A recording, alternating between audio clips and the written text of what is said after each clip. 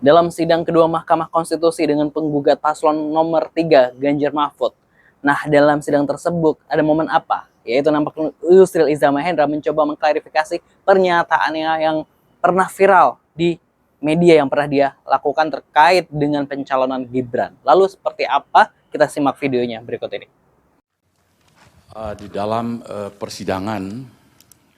persidangan selalu dikatakan bahwasanya mahkamah itu hanya berwenang untuk memeriksa dan memutuskan soal hasil, soal outcome.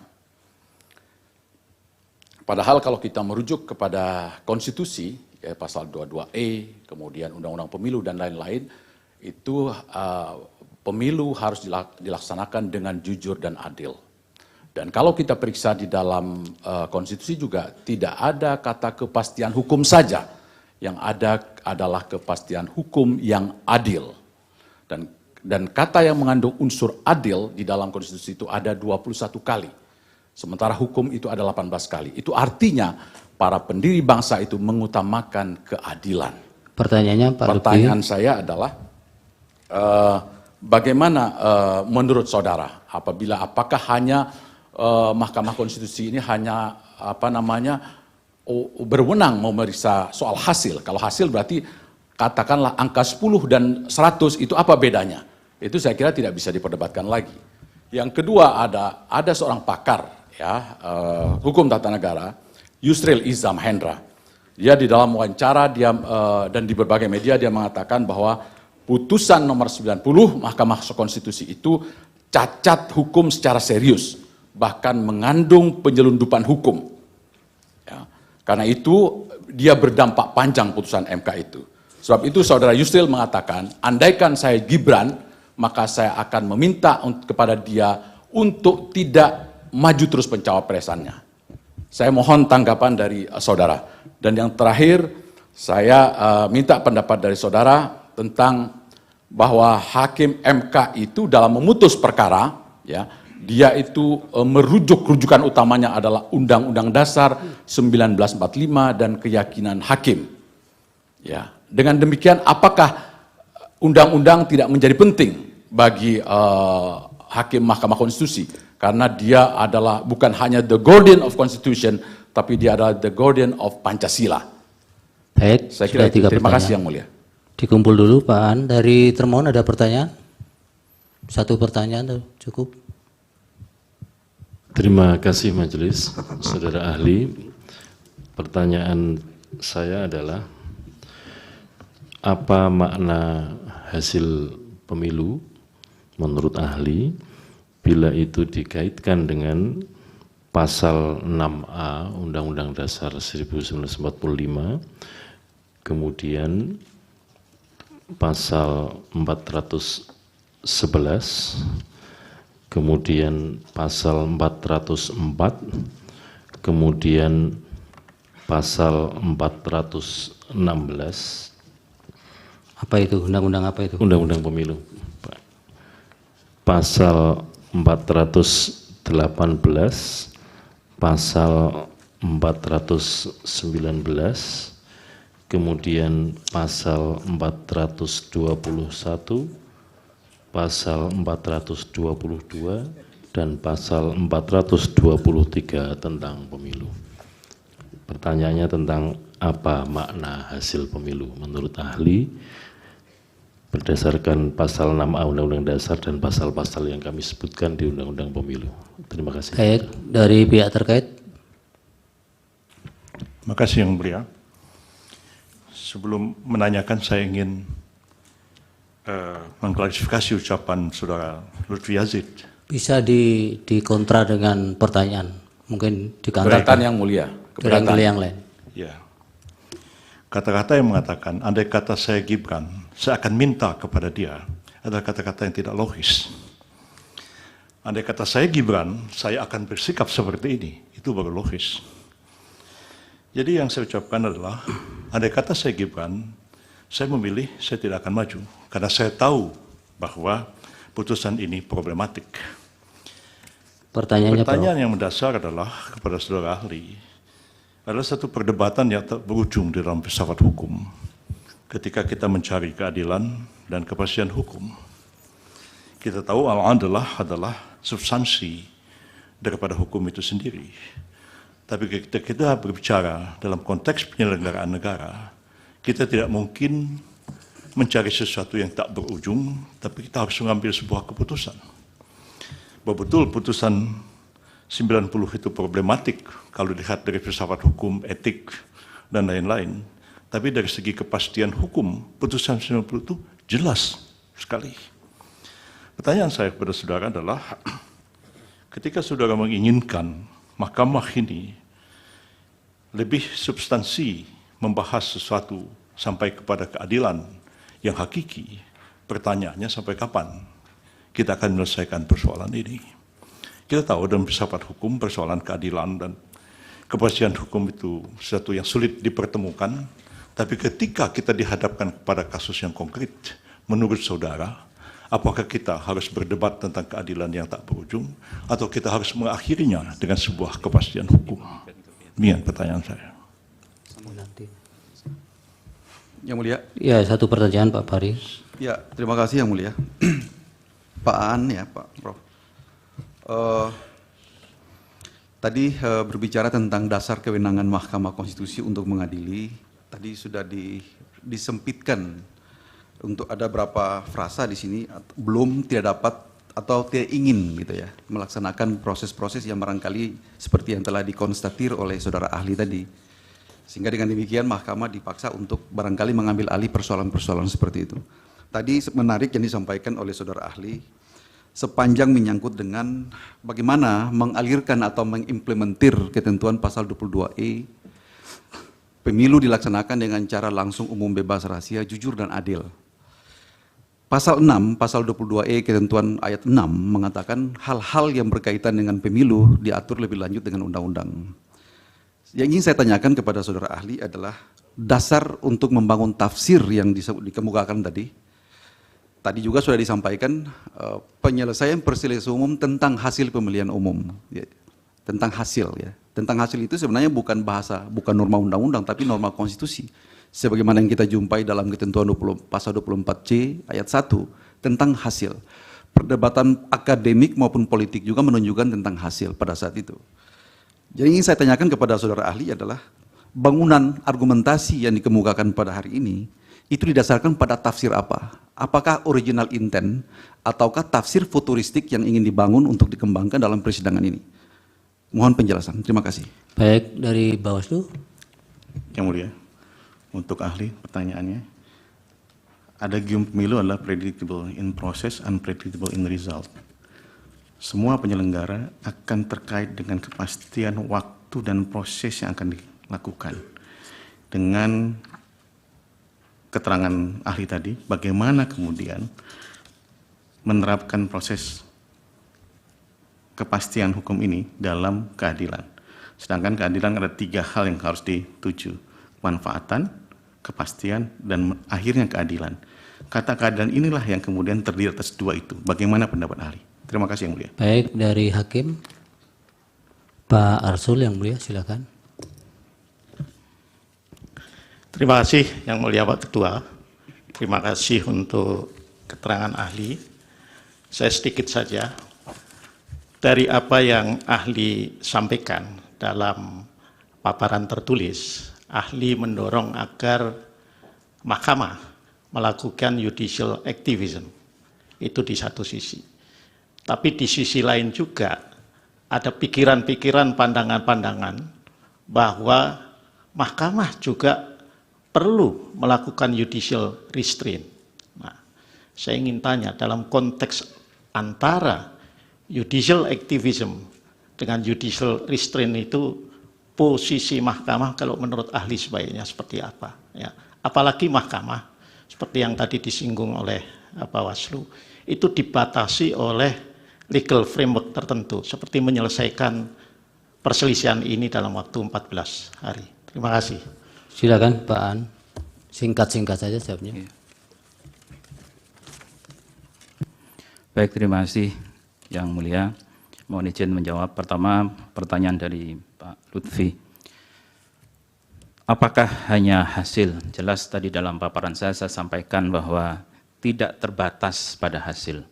Proses juga termasuk. Yang kedua, putusan 90 cacat hukum yang serius. Ini juga sudah diuji oleh Mahkamah, putusan 90, dan putusan berikutnya dari Mahkamah adalah mempertimbangkan atau menimbang sebagai ratio decidendi masalah usia adalah open legal policy. Tentunya di situ Mahkamah secara halus sudah mengoreksinya. Kemudian yang berikutnya, Hakim MK terkait dengan keyakinan hakim apakah tidak kemudian menjadi hal yang penting. Tadi juga sudah saya sampaikan bahwa MK itu memutus berdasarkan Undang-Undang Dasar dan keyakinan hakim, sehingga tidak terlalu terikat oleh ketentuan undang-undang. Kemudian pertanyaan dari termohon, ini sangat panjang, termohon tentunya perlu riset soal semua bunyi dari ketentuan, tapi berpijak pada pandangan saya yang pertama bahwa Mahkamah itu beyond undang-undang. Mahkamah itu bisa langsung menguji, memeriksa berdasarkan Undang-Undang Dasar. Tidak terlalu banyak pasal-pasal dalam undang-undang yang harus dipijak oleh Mahkamah, kecuali sesuai sumpahnya adalah Undang-Undang Dasar.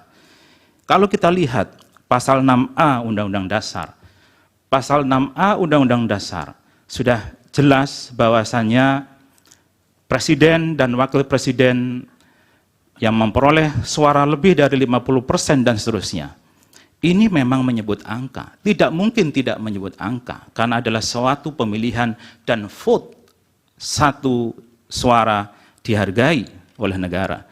Tapi persoalannya adalah Mahkamah harus memastikan suara yang diberikan ini harus sesuai dengan 22E Undang-Undang Dasar. Harus sesuai dengan azas-azas pemilu, sehingga membaca 6A tidak terlepas dari 22E. Boleh angka sebagai suatu perlombaan, suatu kontestasi untuk memperoleh sebanyak-banyaknya, tapi angka sebanyak-banyaknya itu harus diperoleh dari prinsip-prinsip yang mengalir dari pasal 22E ayat 1 Undang-Undang Dasar 45. Yang kedua, dari pihak terkait. Bagaimana menempatkan keadilan dan kepastian hukum ini? Mohon izin Mahkamah kalau diperkenankan, mungkin slide tadi yang belum sempat saya baca, tapi sepertinya ada di situ jawabannya. Kalau boleh ditampilkan. Ya, bisa sambil dinarasikan. Baik. Silakan. Yang judulnya dalam slide ini terkait dengan unwilling dan unable. Memang kepastian hukum itu menjadi sangat penting, apalagi dalam sebuah kontestasi. Azas yang berlaku di sini adalah ubi ius incertum, ibi ius nullum. Tidak ada kepastian hukum, maka tidak ada hukum. Dan memang benar, semuanya harus ada akhirnya. Litis finiri oportet. Disinilah peran Mahkamah Konstitusi untuk menciptakan kepastian hukum itu dan untuk mengakhiri perkara-perkara atau masalah-masalah yang berkembang. Saya yakin banyak sekali pengaduan-pengaduan ke Bawaslu yang masih belum selesai atau belum sempurna diselesaikan oleh Bawaslu. Tugas siapa? Perkara harus selesai. Mahkamahlah tempat terakhir untuk menyelesaikannya. Kemudian dalam masalah ini tentunya Mahkamah harus berpegang bahwasannya tidak ada lagi proses hukum yang dapat ditempuh untuk menilai kebenaran dan keadilan. Maka apakah hal semacam itu tidak dapat dibenarkan dan diterima, Mahkamah akan memberikan atau menjustifikasi pelanggaran yang sangat serius dan mencederai konstitusi dan demokrasi. Inilah titik akhirnya yang harus mengakhiri semua perkara yang ada di tangan Mahkamah. Yang lebih lanjut dari Pak Faris bahwa dasar wewenang yang ditanyakan. Mohon slide berikutnya. Di sini saya menulis soal judicial activism. Ini bukan perkara baru. Kita sudah sangat memahami bagaimana Mahkamah Konstitusi Republik Indonesia meletakkan judicial activism mulai 2008 terkait dengan election. Yang ingin saya sampaikan adalah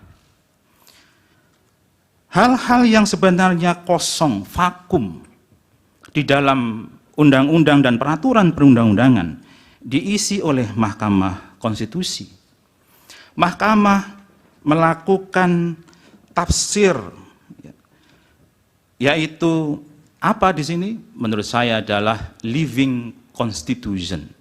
Mahkamah tidak terbatas pada kata-kata yang ada dalam undang-undang, tapi berdasarkan undang-undang dasar, Mahkamah melakukan living constitution. Coba kita kembali kepada sejarah lahirnya Mahkamah ini. Dalam kasus Marbury versus Madison, dalam Supreme Court Amerika. Ya, itu sudah pengetahuan umum yang, baik, yang dari mulia. Bawaslu dijawab. Baik. Yang berikutnya soal kepastian waktu, keadilan, bagaimana menempatkannya. Terkait ini yang Mahkamah semuanya ada constraint waktu. Mahkamah pun dibatasi 14 hari. Tapi dalam waktu 14 hari itulah keadilan harus ditemukan. Ya.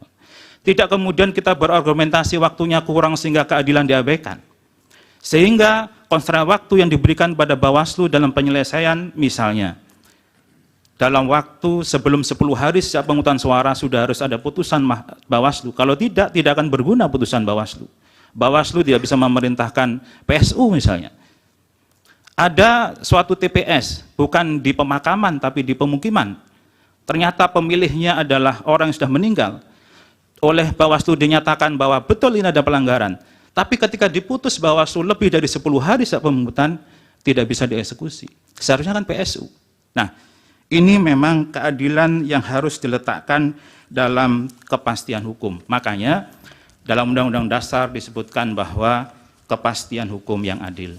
Yang terakhir, mohon izin yang mulia, Pak Dr. Asrul Sani, bagaimana ketika dihadapkan antara judicial activism dengan judicial restraint? Bagaimana posisi Mahkamah Konstitusi?